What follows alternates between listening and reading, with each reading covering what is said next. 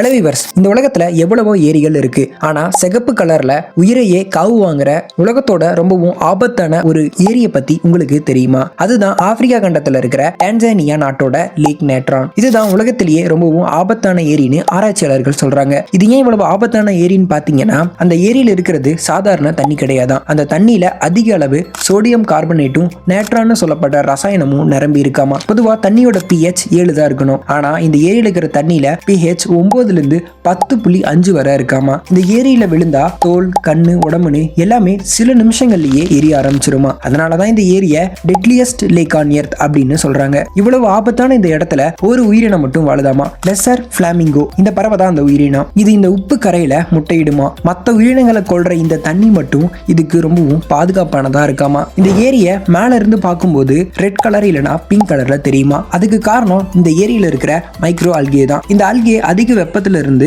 அதை பாதுகாக்கிறதுக்காக ரெட் கலர்ல மாறுதான். அதனாலதான் இந்த ஏரி பார்க்க ரெட் இல்லனா பிங்க் கலர்ல தெரியுதான். இந்த மாதிரி யூஸ்ஃபுல்லான வீடியோஸை பார்க்க நம்ம பேஜை ஃபாலோ பண்ணிக்கோங்க. அப்படியே நம்ம சேனலை சப்ஸ்கிரைப் பண்ணிக்கோங்க.